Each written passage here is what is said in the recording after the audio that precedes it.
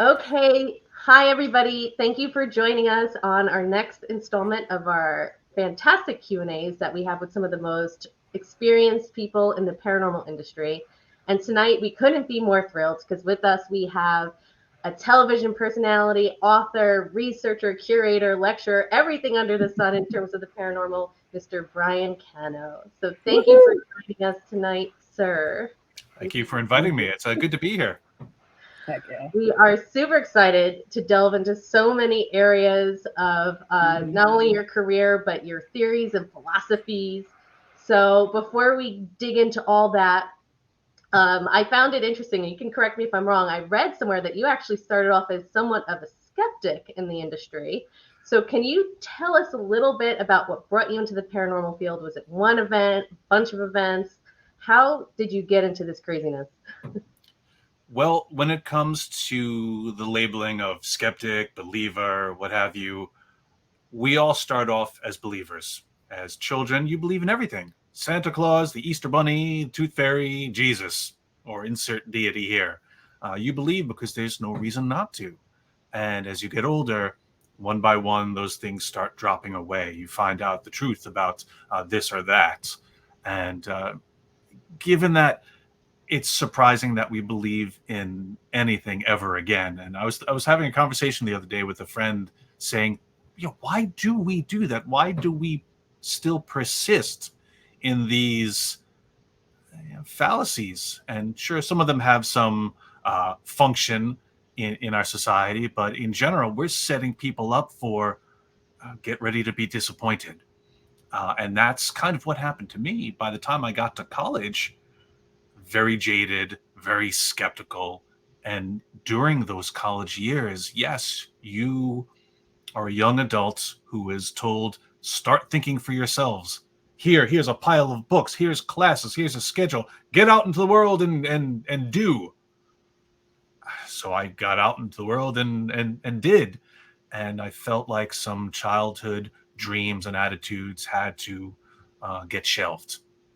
That being said, at the time, I also felt myself in a crisis of faith. I was raised Catholic. I'm a recovering Catholic now, but I had zero. I was listening to a lot of Nine Inch Nails, and just Nine Inch Nails, Trent Reznor screaming, "God is dead," and no one cares. I'm like, yeah, that's where I was. And in 2002, some friends and I started a cable access show here on Staten Island called Scared on Staten Island. And it was very much an urban exploration show, very Blair Witch Project. Shaky cam, because we didn't know what we were doing, exploring abandoned places, looking for evidence of spirits, ghosts, cult activity, whatever the urban legend informed us about. And I was the capital S underlined italic bold skeptic, arms folded. We're not going to find anything. And we would go in there with cameras and each other, and we would look into these things. So when someone asks me, and I get asked the question a lot, what was the one event or what turned you around, almost like you asked, it wasn't one thing. It wasn't one event. It took me many years to get to this point. And I describe them as grains of sand. Every book I read, every trip I went on, every person I talked to, I read, I got mentored, I took classes, every bit of information that I took in, I'm thinking, this will be it. Nope, that's not it. Nope, that's not it. Almost like a grain of sand. By itself, it doesn't seem very consequential. You just drop it at your feet.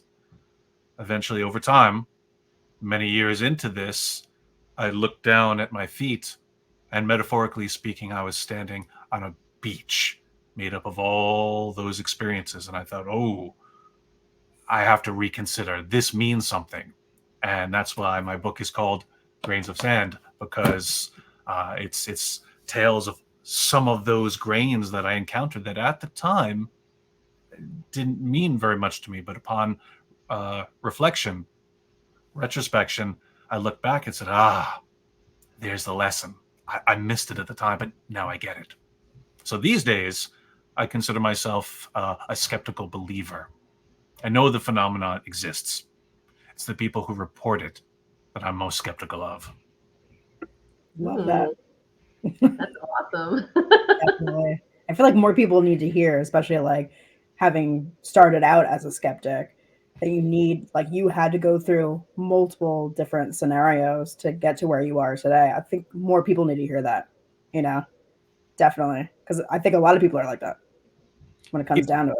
It takes time. And for me, I mean, it took many years because I was very entrenched as a skeptic. And some people, it might take a week, a month, a year. Like, it'll happen a lot faster. Some people start out as believers and they just stay that way. Maybe they grew up in a haunted house. Maybe they have some gifts that allowed them to know.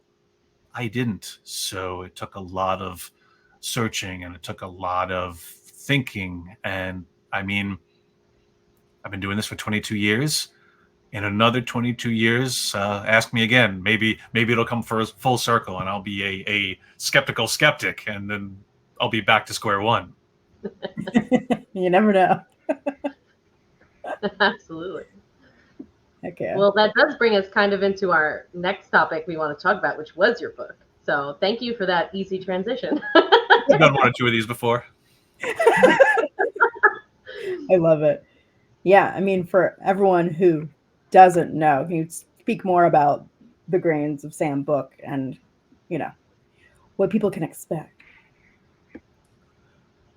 I went to college and I studied English, majored in English, minored in psychology. I was very, at the time, like in high school, I loved the books of Margaret Weiss and Tracy Hickman. They wrote the Dragonlance series of fantasy books, Dragons of Autumn Twilight, Dragons of Winter Night, etc., and created this world, this fantasy world, and I loved it. And as a kid, I played a lot of Dungeons and Dragons, so I was very into the world and creating and being a part of it. And when I got to college, I assumed, maybe I'll take some of this creativity and become a writer. English will teach me how to do it. Psychology will allow me to understand people better, so my characters will be more believable. That didn't happen. Real life came in and said, get a job, pay the bills, just go work, commute into Manhattan, and don't worry about the 2-hour each way commutes. Dreams deferred. So I found myself, I was a technical recruiter for a while. I worked in the finishing department on the midnight shift for an ad agency. I did a lot of just random jobs until I ended up at Bartle Bogle Haggerty, an advertising agency based in the UK. And there, I really got to tap into a lot of creativity. I worked in the studio. So first as a graphic artist, and then eventually the video department. And again, that video experience helped out with Scared on Staten Island. So all these creative outlets are presenting themselves to me. And over the years, I'm making DVDs, I'm doing shows, I'm doing all sorts of things. We created a card game on the paranormal, but I never wrote a book. And I see colleagues and friends of mine, books, they're just, they're making it rain with the amount of books they're putting out. And just something inside me was like, oh man, it's just, I want to write a book. That's what I should be doing. That's what I'm supposed to be doing.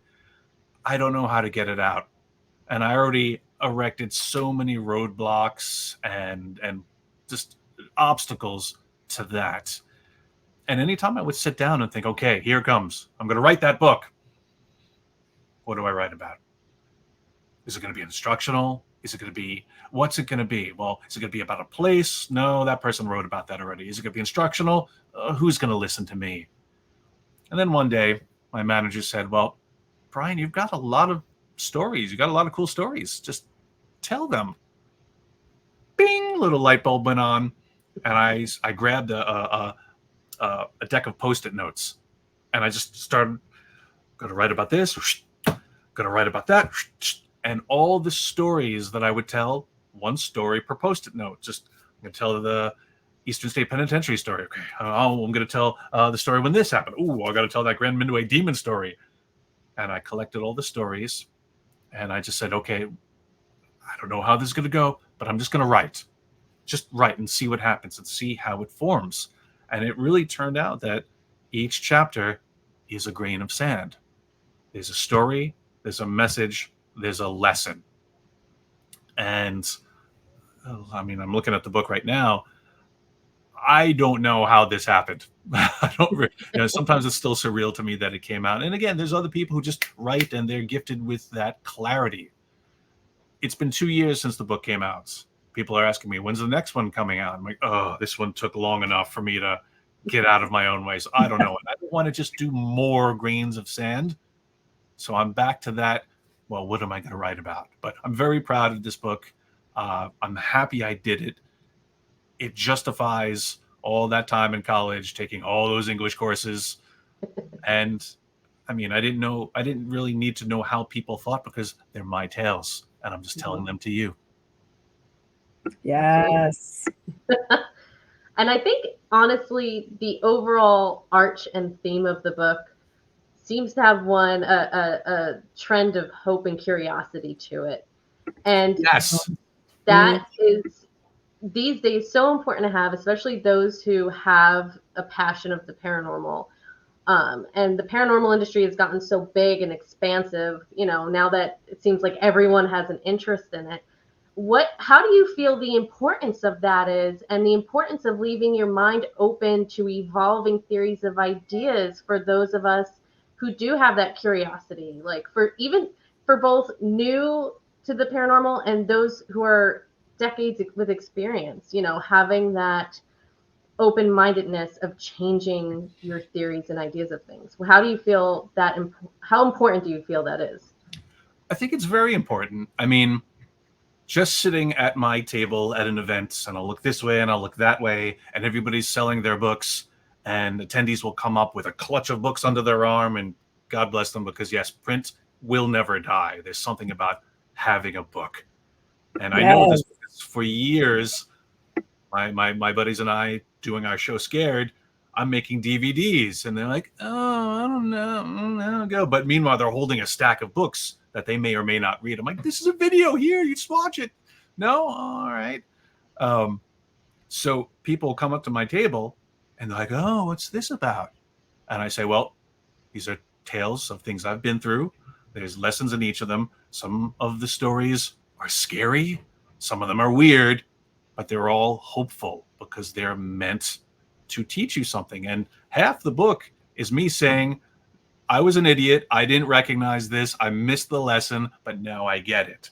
So at the heart of this, yes, we have to be flexible. We have to be able to receive new data, examine it, internalize it, say, all right, this is what it's about, and then keep moving forward.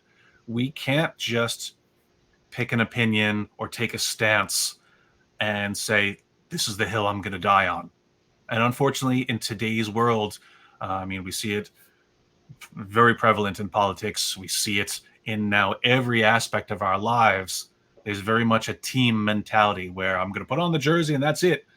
If you're not wearing this jersey, we're on opposite sides. And that's not the way to be. The world is gray. It's not black and white. There's many different shades and colors and exceptions. And my journey from skeptic to skeptical believer really taught me to embrace those shades of uncertainty.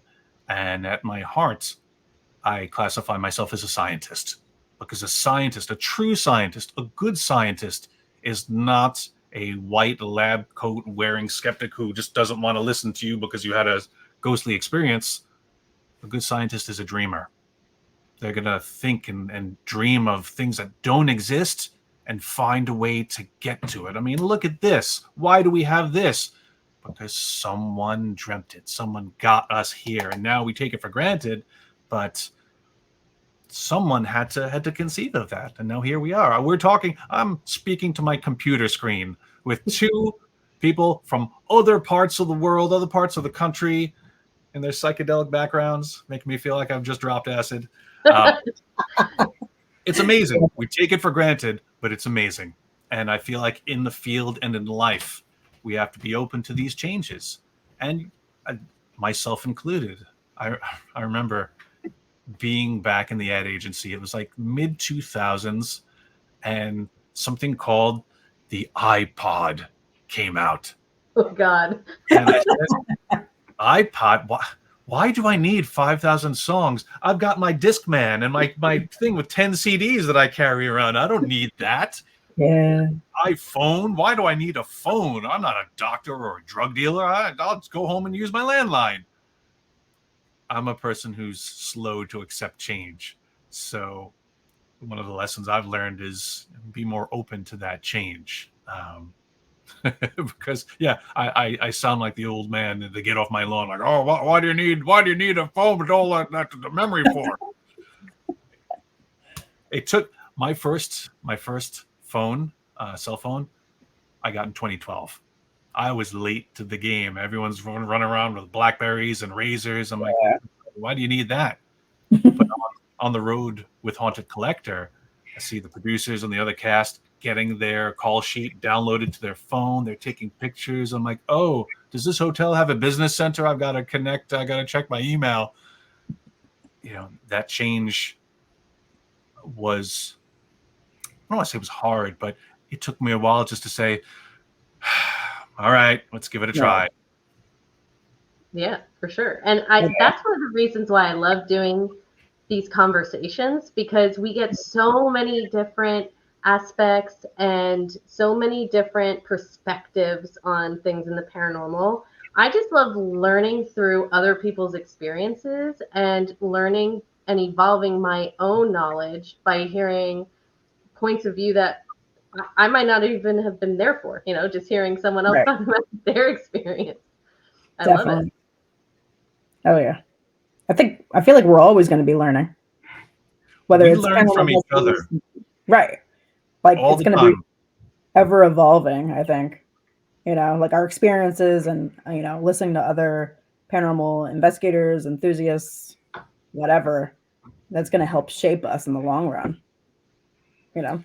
I found that I am the sum total of my mentors and my friends and my colleagues, because sometimes I'll be on stage, I'll be lecturing, or I'll be teaching a class, and ideas and things will come forth, and I'm very entrenched. I'm like, this is what you need to learn. These are the things we're here to focus on. And I have to wonder, well, where did I get that? There's a lot of trial and error involved with it. And I can look back and I feel like I learned this from you. I learned this from you. I got that from you. And I'm taking it and really putting it into a syllabus of sorts.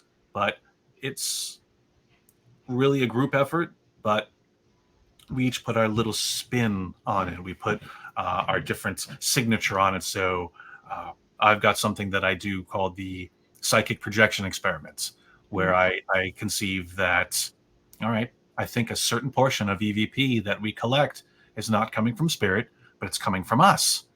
And every event I do, I try to show people that, and they're like, oh, wow, this is a good way to talk to ghosts. I'm like, you didn't listen to me. Coming from us. Yeah. So I want people to be open to that thought. And I feel like, okay, that I came to that via the Philip experiment back in the 70s. There's a whole line of paranormal pioneers who came before us that inform us and encourage us to take those next steps. So hopefully someone will either read my book or listen to one of my lectures and go, oh, that's interesting, and then build on top of that and just keep going. We all will rise together. Definitely. Yeah, because even that EVP example you just used, to me, I'm like, that could be used for any form of divination. Like, you're thinking people who scry or maybe even use like a communication board or something, like that could easily be someone in the room manipulating that. And you have to take that into account.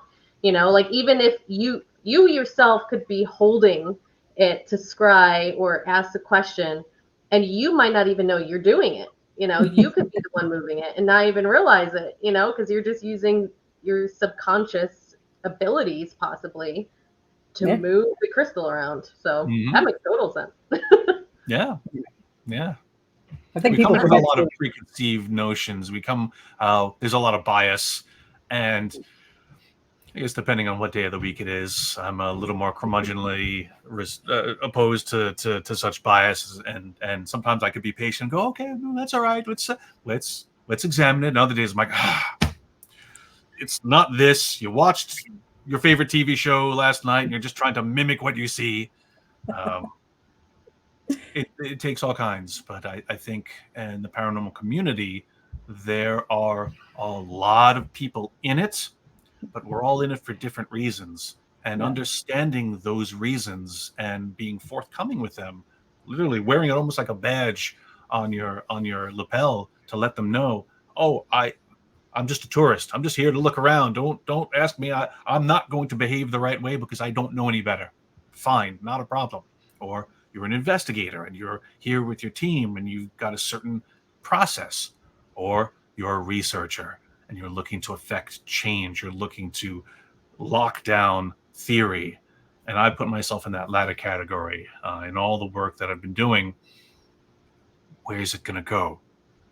I want it to be, say, 30 years down the line. You pick up a book off the shelf and go, oh, okay, the Cano efficient says that this many milligauss per square foot indicates a haunting. Well, here it is. It's in black and white, and there. All that running around in the dark was for something. That's my goal. That's what I want to do. That's an awesome goal. I think that's my goal too, at a lesser extreme. Like you're way more advanced than I am at this point in reaching that goal. So you never know, G. You never know in the future. You never know where you'll end up, girl. Okay. That's the thing. You have to know what you want to do. And for those that I teach, for those that I mentor, the first question is always, what's your goal? Mm-hmm. You've got to know what you want to do. And if you don't know what you want to do, that's okay. Maybe figure it out. Maybe try a couple of different things. And your goals can change. You might go down one road and say, this isn't really what I thought it was. I'm not really excited, but maybe I want to try this. As long as you're honest with yourself about what you're doing, why you're doing it, and make sure that's broadcast to everybody. Nobody can get upset with you about what you're doing and why you're doing it, because you're being honest about it. Yeah, true. Being genuine is definitely something of importance in this industry, for sure.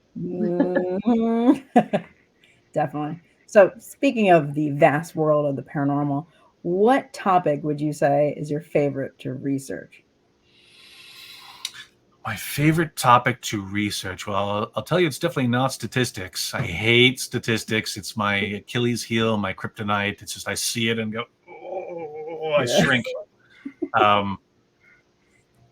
I think I just find myself fascinated by the variety underneath that paranormal umbrella. I could take Rosemary Ellen Guiley's Encyclopedia of Ghosts and Spirits and just flip through it to find something, because I'm looking up a specific name or topic. And along the way, I'll see a different entry and go, oh, let me read that. Oh, that's interesting. And at the bottom it says, see also this, and this. Oh, yeah. And I'll instantly kill 3 hours in a choose your adventure, like flipping from page to page, looking up different topics. Recently, not under Ghosts and Spirits, but in ufology, I've been looking into Project Serpo and the alleged 13-year mission to another planet, an exchange program between extraterrestrials and ourselves. I'm thinking, why have I never heard of this? Finding out all the minutia about that. I went down that rabbit hole. I had the chance to conduct an interview with Jack Hughes of Wang Chung, and I'm a big 80s fan. So I was like, oh my God, how do I not fanboy about the music when we're trying to talk UFOs? Because he's big into UFOs. So it's connecting people in ways that I never could have imagined. And I'm literally letting this rushing river, take me where it will. So I don't necessarily have a favorite topic that I'll go to over and over, but I get excited about different things. I'll spend some time in that area, and then the river will whoosh me onto something else. Makes sense. We all love that research rabbit hole, right? Yeah. Really going from like one rabbit hole to another, like all the time. That's why like I call myself Tangent Man, because especially when I'm teaching, I will have a topic that I want to get to. But let me tell you this first. And I tell this story, and I'm over here, and then I feel like, what was I? Why did I start telling this story again? Yeah. Where were we? Got to get back to the road. That's great. Have you, because obviously your book and a lot of your lectures that you do have been centered around, spirit and what people, I guess, could say is the standard paranormal. Can you tell us if you've had any experiences or insight regarding any other paranormal topics like aliens, cryptids, or anything else outside of spirit that you would like to share? Well, being one of the commentators on Paranormal Caught on Camera, it's really forced me to expand my knowledge on the other two areas of the paranormal, ufology and cryptozoology, because in order to comment on these videos, I have to have something interesting or knowledgeable to say. So it comes to me, we'll get the list, here's the videos to watch. I'll watch the video, and then I have to, like you said, go down one of those research rabbit holes and try to dig into it more. And in my time here on this planet and researching the paranormal, I've been to all 3 points of the Bermuda Triangle. I've been through the Bermuda Triangle. I've been to Oak Island. I've been to Area 51. Well, I've been to the fence line. I haven't been inside. I've been to lots of different places that I feel are good benchmark locations. And when I was a kid, I used to love watching the show In Search Of with Leonard Nimoy. And even though I can't remember the particulars about a lot of the episodes, I will never forget the end credits, where at the top, there's just pictures of Amelia Earhart and Stonehenge and all these different mysteries. And as a kid, I thought to myself, oh, I'm gonna go there. I'm gonna solve all these mysteries. Again, the kid who has no reason not to believe. And now as an adult, I look at those credits and go, been there, need to go there, been there. I've been in Loch Ness. I've been to lots of different places around the world. And again, here's a tangent. I don't remember why I started down this road, but it really allows me to take it all in. And again, a lot of these are still grains of sand. So I can't necessarily say, well, I went to Scotland and I saw Nessie, or I went down under and I saw a UFO. So I don't necessarily have experiences from other categories that I'm aware of. I might look back in 5 years and go, oh, well, and that lesson might reveal itself. Like, for instance, I was standing on the shore of Loch Ness 2 years ago, and it was a whirlwind trip. I drove 10 hours to get up there. I had to be back down in London the very next day, but I couldn't be in the UK and not go there. I was geographically so close. I had done a 9 or 10 day tour of Wales. And then the very next weekend, I had an event out in Nottingham. So I had a week just to kill time. So I rented a car and said, I'm just going to wander the UK. And everyone there told me, you can't do that. I was like, why? Why can't I do that? Oh, it's far. Well, how far? Well, London to Loch Ness, that's 10, 12 hours. I said, do you know the size of the United States? Do you know how far I could get in 10 hours? I could go from New York to Cincinnati in 10 and have myself some Skyline chili. Like, no problem. So I go up to Loch Ness, and I got there the night before. I got there late. I think I rolled into the bed and breakfast at maybe 8:39. Dinner was over, and very kindly, the proprietor shared some of her dinner with me because they eat early. And the food is amazing. That's a different topic. We're poisoning ourselves here. I woke up the next morning because I was here to go to the loch. I don't know what I was planning. I don't know why, but I just wanted to see it. I wanted to be there. I had no delusions that I would see Nessie or a plesiosaur or anything out of the ordinary. But I go out there. It's raining in the morning, and it's the Highlands. So it's a little bit of rain, a little bit of clouds, a little bit of rain, more clouds. I'm walking out onto the beach. Beach is like pebbles and small rocks. And I'm alone. It's maybe 7:30, 8 o'clock in the morning. Sun is kind of up behind those clouds. And I'm looking and I'm feeling the wind come off the lock. And I said, oh, man, I'm here. I don't know what I'm going to do now. I'll take a couple of selfies. I set up a selfie stick in the rocks, and it keeps threatening to fall over. So I have to set it on the timer. Quick, take a picture, and then go run it before my phone falls into the rocks.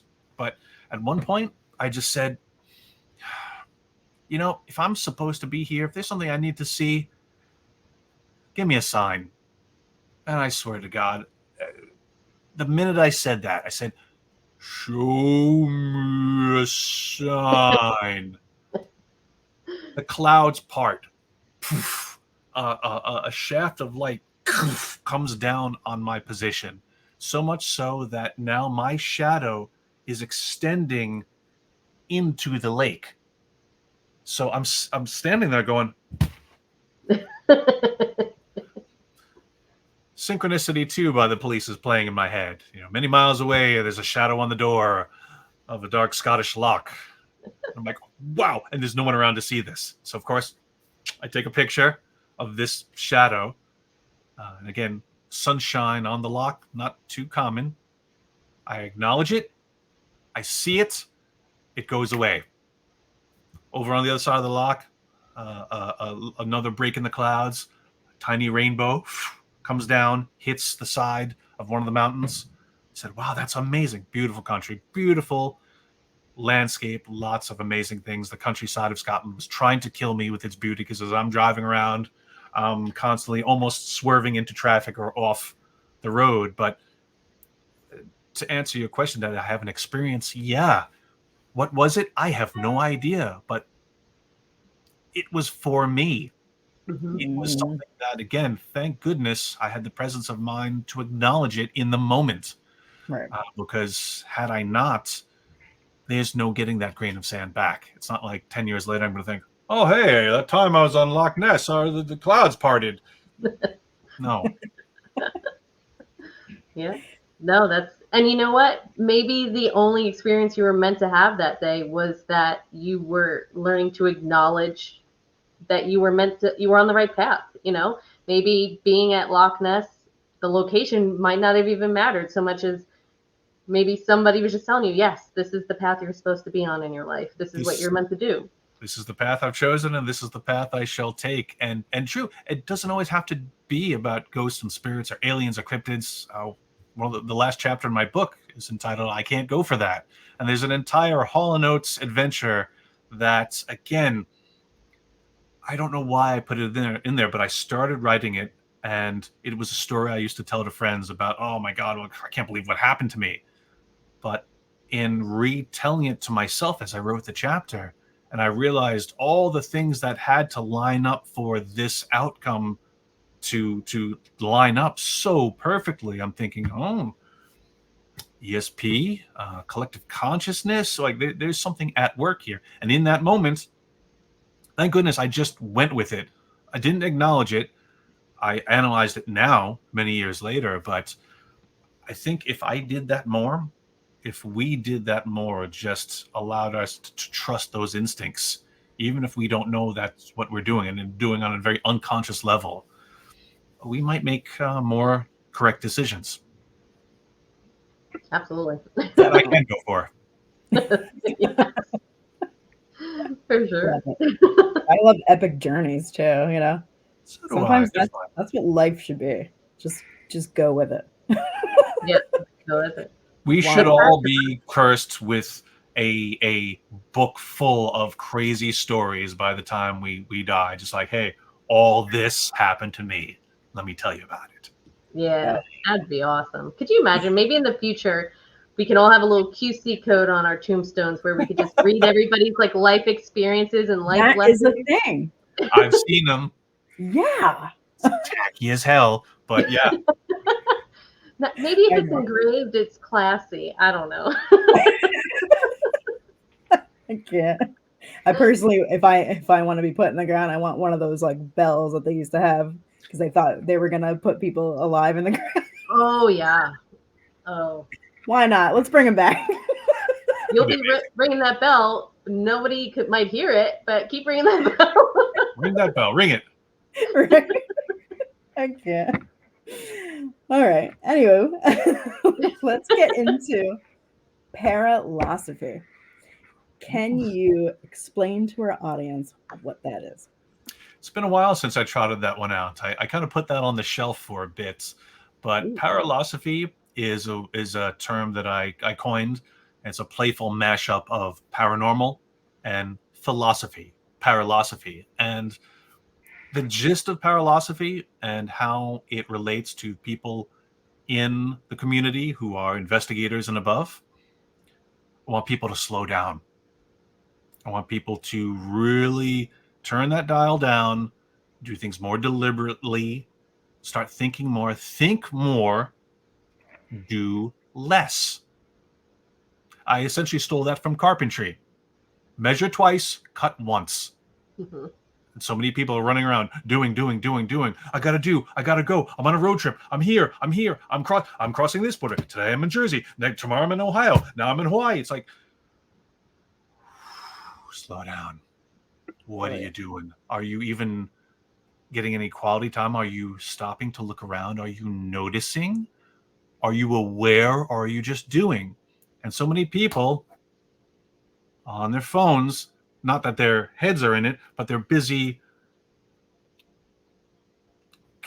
streaming and worrying about their audience, that they're forgetting that they should be present. And paralosophy is very much about that. The think more, do less.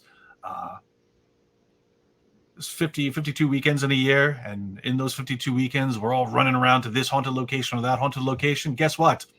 We're not solving the paranormal this weekend. It's going to be around. Don't worry about it. You've got time. So slow down and really take the opportunity to immerse yourself in everything that is there. Take it home with you. Think about it. Reflect on it.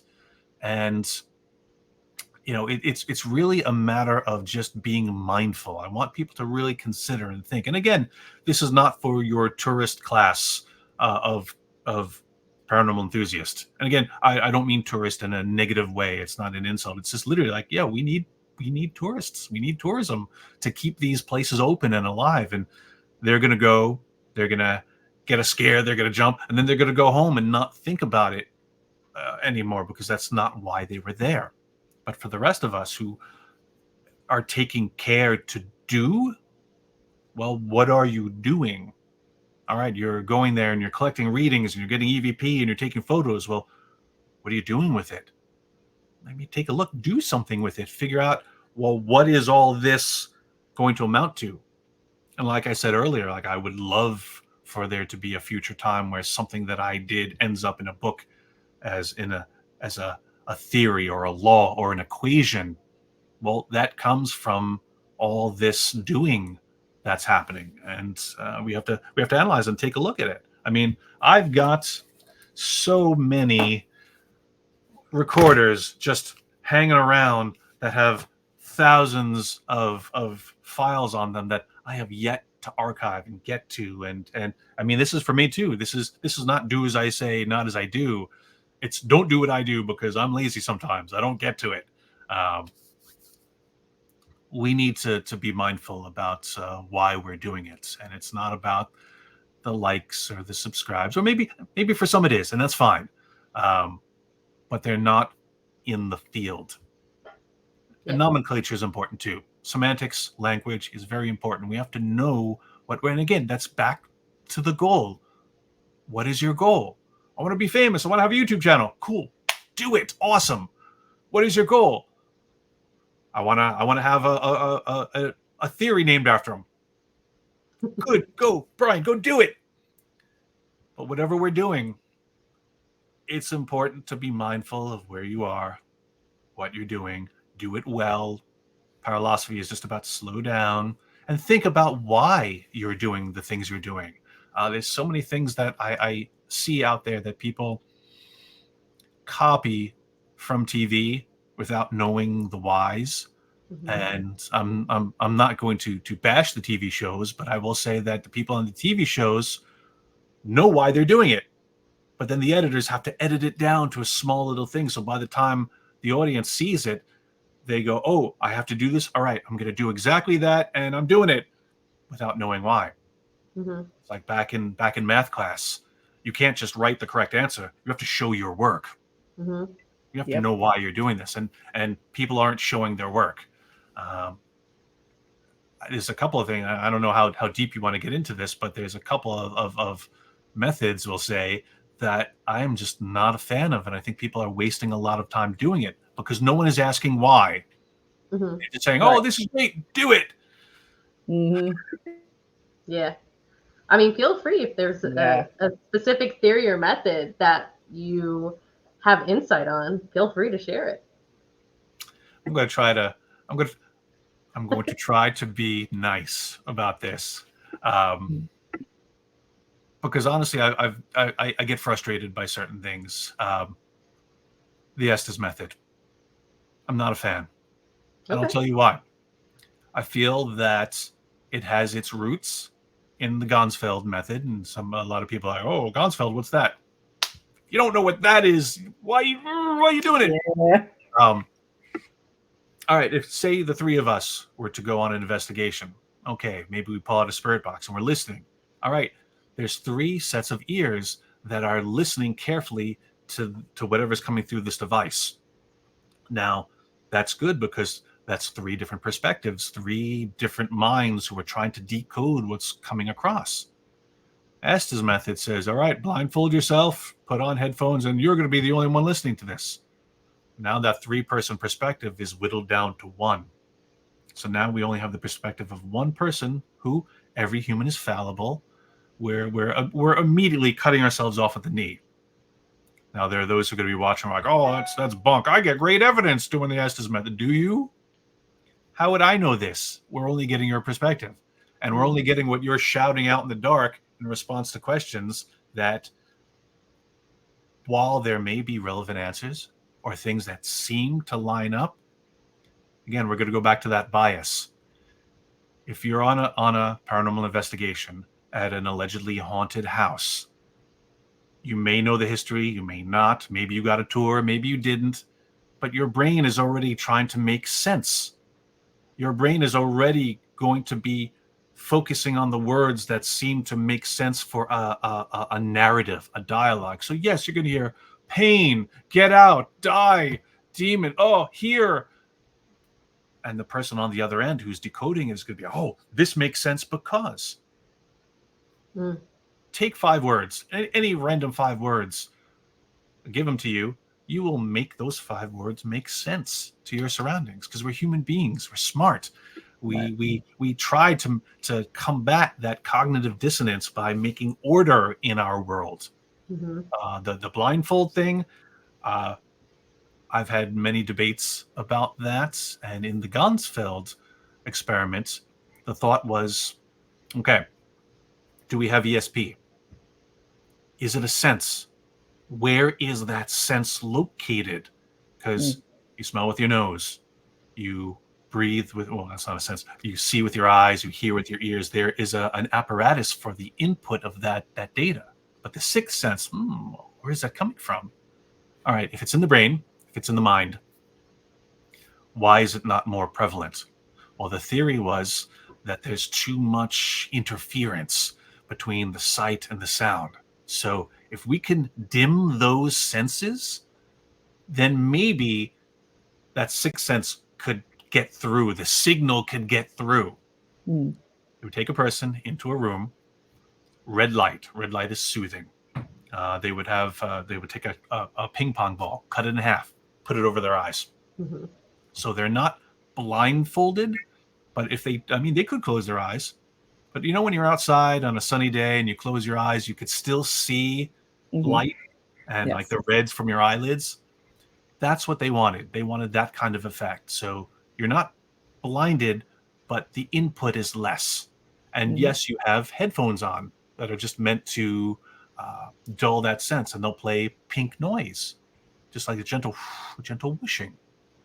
The idea here was that after a while, when your brain stops getting relevant input from your eyes and your ears, it would go into a sort of low power mode. Like, oh, okay, the eyes are offline, the ears are offline. Okay, what other input is coming in?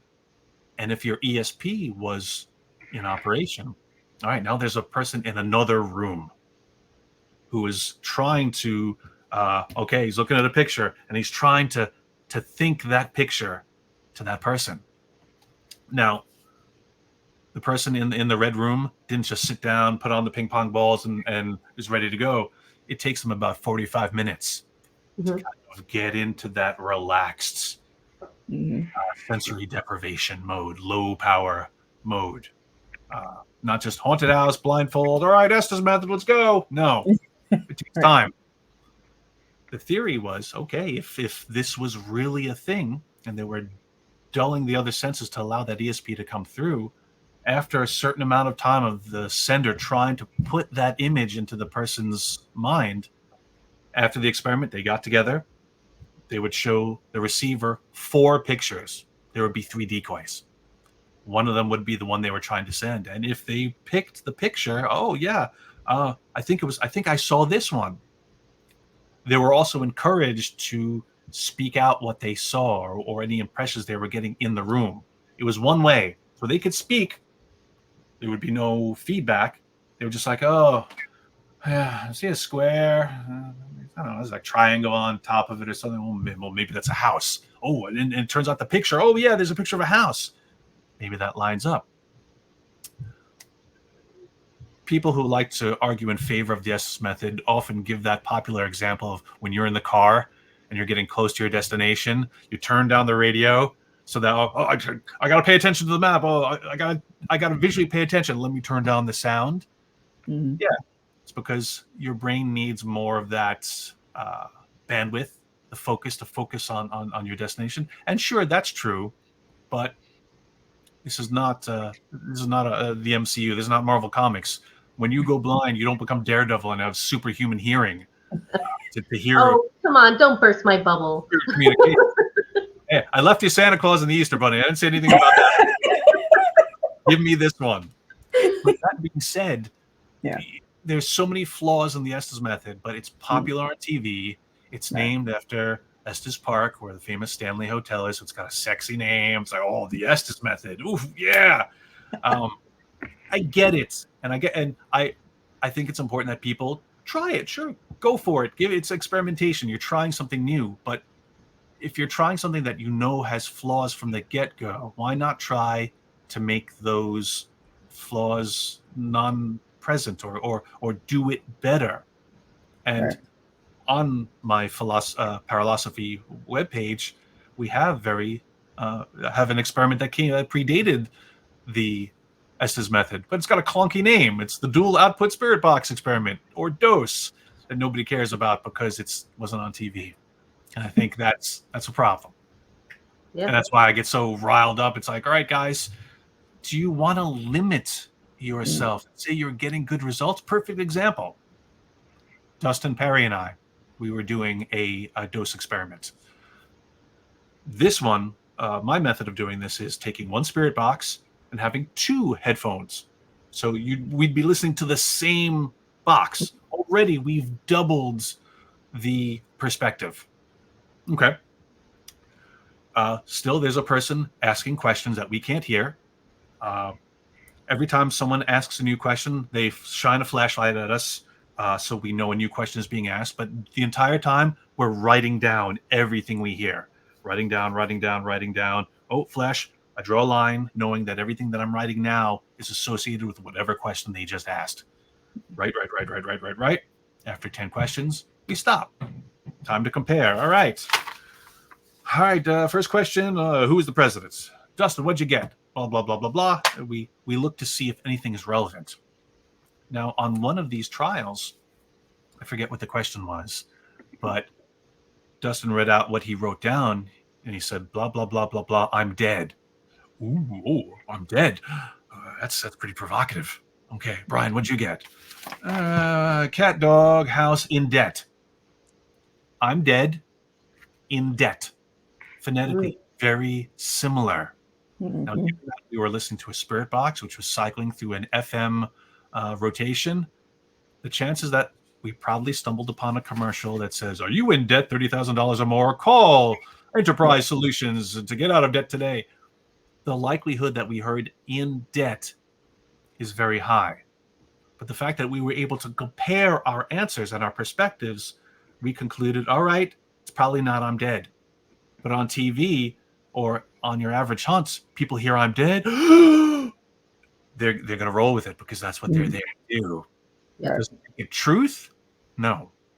You can have fun, sure. If you're a tourist and you do the Estes method, more power to you. Go have fun. Mm-hmm. You're an investigator or you're a researcher and you're looking for truth. Do it better. Yeah. Paralosophy.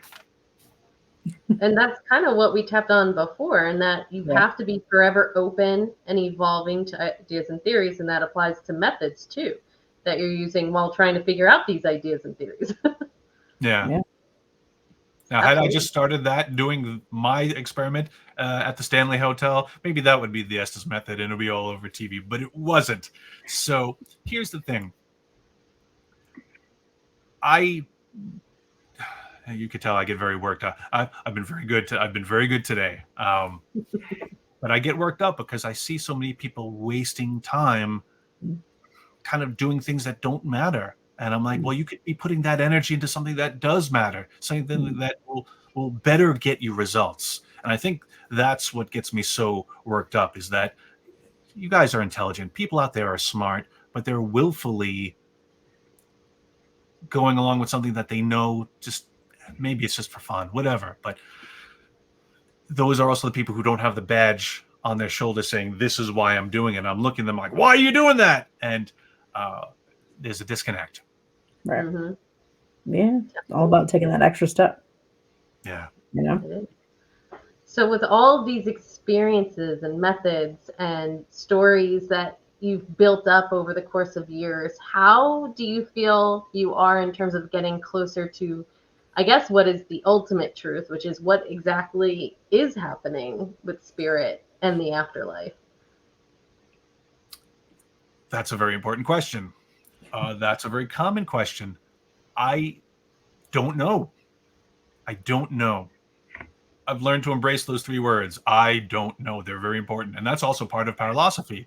Embrace, I don't know.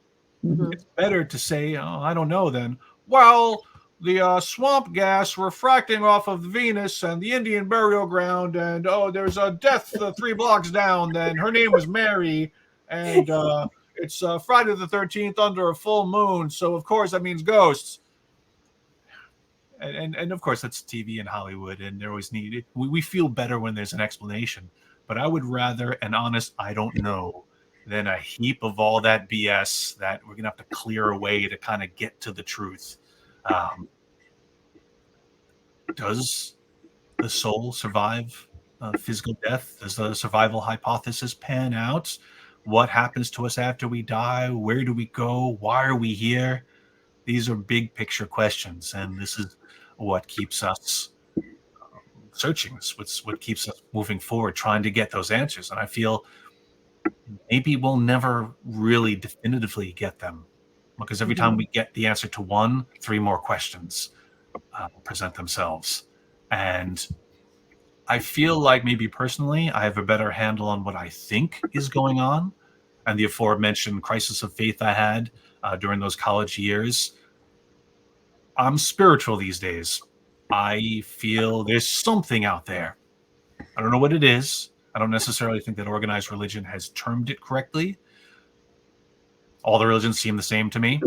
Be good. Don't kill each other. Be nice to each other. Like it's all the same when you kind of really get down to it. And researching ufology, you get into the cosmic law of one, which sounds very much like certain religious texts. They have their own commandments. They have their own things. Do this, don't do that. And it all lines up. So if there's a reason for us being here, if there's a formula, or maybe we're in the Matrix, if that's true, then there's programming. There is a method to the madness. but I don't think this meat suit and the hardware that we're built with can handle that much information. It's very much like trying to run the internet on a Commodore 64. You're not going to get the graphics. You're not going to get the information. It'll crash the system. And I think if we imagine we were given all the information, our heads would explode. Oh yeah. So Mm-hmm. I'm happy to get the little drips of information here and there, just so that I feel like I'm maybe growing as a person. But I don't think we'll ever really be filled with all the knowledge. Yeah. Nor are we supposed to. Well, I think that's part of being human, right? We're not the most advanced in the galaxy. At least my personal opinion. I don't think we're the most advanced in the galaxy. And part of being human is just like trying to figure it all out, you know, and having faith where you can. So. And I wonder about that too. I mean, I'm with you. I feel, yes, we're definitely not the most advanced, and there's others out there, but someone had to be first. There had to be someone who came along like us, made a bunch of mistakes, and supposedly if extraterrestrials are here to prevent us from making the mistakes that they made, how are we ever to know who came first? There's theories about the Greys and how the Greys are disconnected from spirit, essentially saying they have no souls. And the reason they're here and kidnapping us and abducting us and experimenting on us to make hybrid creatures is to weave genetically that potential for a soul back into their lineage. Like, oh, we lost it, but we got to get it back. Sure, we're going to stop being solely ourselves. We're going to merge with this race, but hey, we'll get our souls back. Yeah. That's amazing to me, especially when you pair it with the theory that they are us from the future, which means we are on a path for that. That's where we're headed. And that's a little spooky, a little scary.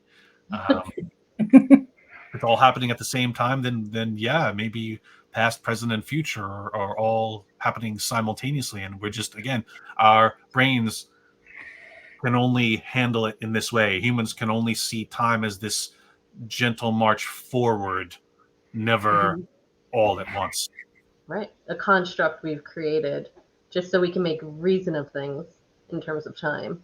And that, I kind of hope, to be honest with you, I really hope there's advanced aliens out there watching over us, because right now I kind of feel like we're toddlers just kind of learning how to walk. And I kind of like the idea of somebody being nearby that might catch us so that we don't slam our head into the coffee table, you know? When I got to interview Jack Hughes, like I mentioned earlier, he came out with a song during the pandemic. It was called Since 2017. And in the song, it's very much about aliens and visitation and disclosure. But towards the end of the song, it kind of gets dark. And he says, they've come to take the matches from the child. And it's like, yeah, that tracks. You know, we're sitting here, we're messing with forces that we shouldn't. And they're like, nope, don't touch that. Nope, stop it. You can't play with that. What did I tell you? So yeah, I mean, I feel if they're here, I hope they take the matches from the child, because I like living. I don't want somebody stupid with a political agenda to blow us up. We got things to do, right? Same. All right, well, we're coming up on the hour, and we like to end every Q&A that we do with the same question, which is kind of what we like to deem the oh shit moment. And that is that moment that you had in the paranormal where you're still figuring things out. Maybe like you're like not sure if something's real or not. And then you have an experience where you're like, oh shit, this is real. And we were just wondering if you had one of those moments or if you would like to share it with us. I used to call them oh shit moments, depending on what audience I was talking to, of course. I think when I first discovered what EVP was, I was like, oh, whoa. And again, we take it for granted. But the possibility that we could be recording spirit voices onto our mundane devices. So I was taking a parapsychology course way back when I came across this term, and I said, oh my God. I called up my buddy Chris, who I did the cable access show with. I was like, oh my God, Chris, EVP, electronic voice phenomenon. Oh, we could record ghosts. He's like, oh yeah, I saw that in Poltergeist or The Changeling, or he saw it in the movie. So he's like, yeah, I know about that already. I'm like, I just found out about this. And then a couple of years later, in walks ITC and real-time communication with spirit boxes. I don't know if you remember this. I don't know where you were at the time, and again, this happened at the Stanley Hotel. There was a prophecy in the paranormal that came out around the time of the spirit boxes with Frank Sumption and his Frank's box. Mm-hmm. It was said that only 30 people on the planet had the acumen to be able to really interface with these devices and give true communication. And of course, the egos got involved and everyone wanted to be one of the 30. But now, I mean, look around. Everyone has a spirit box. But when I first thought you could take a Radio Shack radio and bend a pin and, oh my God, talk to spirits in real time. Oh, yeah. Oh, shit moment. The two big ones. And probably the biggest and the final one was chapter 7 of my book called The Circle of Fire. It was the one and only case I've ever worked on in these 22 years where I feel like, yes, I encountered something demonic. And then even though that happens every week on TV, for me, just once. And it blew my mind for 2 years until the resolution came. Wow. Yeah. So anyone who wants to read about that story, please feel free to pick up Brian's book, Grains of Sand. I believe you can get on Amazon, right? Mm-hmm. Mm-hmm. Awesome. Yes, you can. Is there anything else that you wanted to talk about or promote before we say our goodbyes? Yeah, I mean, just to keep up with all things that I'm doing, check out my website, neverstopsearching.com.